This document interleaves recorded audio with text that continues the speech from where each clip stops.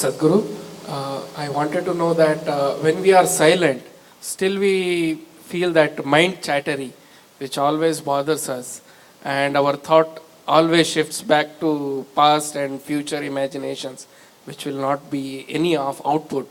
How to get rid of it? A whole lot of thought about this thoughtlessness. Thoughtlessness, no mind, these kinds of terms have been propagated all over the place, and these terms have been badly misunderstood and made into all kinds of things, and people are striving how to stop my mind. It took millions of years of evolution to get a mind of this kind of capability, isn't it?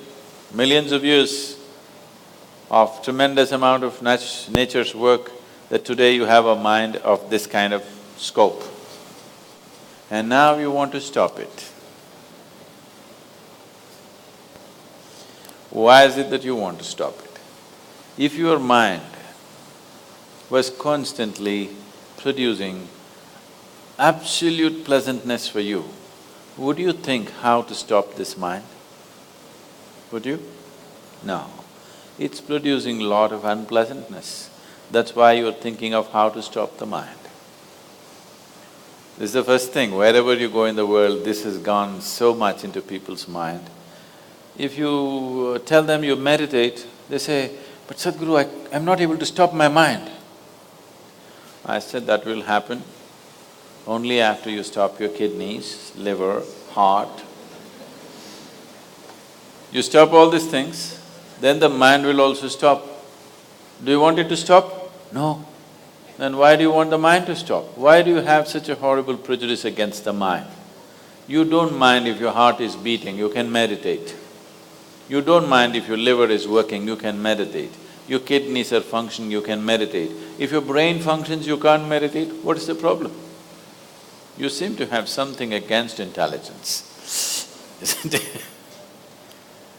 This is the conspiracy of the stupid against human intelligence, that to meditate means your brain must be frozen. No. You don't have to freeze your brain. We were looking at this yesterday itself. We will initiate you into Shambhavi. It's a simple process. There are many ways to do it. This is one simple way. But it's a powerful process. If you sit here, you will see your body is here, your mind is somewhere, who you are is somewhere else. Once there is a space between you and the mind, then what the mind is not doing, what the mind is doing is not even an issue. It is like you're stuck in the traffic jam. You're struggling through the traffic. That's one experience. Suppose you are either standing on Chamundi Hill or you're floating in a hot air balloon and look down at all the traffic. Very peacefully, traffic. Why? There's a distance, isn't it? When you're in it, traffic is a different experience. From really high up there, sitting in a hot air balloon, you look down, you can't even hear the sounds. Looks wonderful, traffic, isn't it? Yes or no? Yes. Because there's a distance.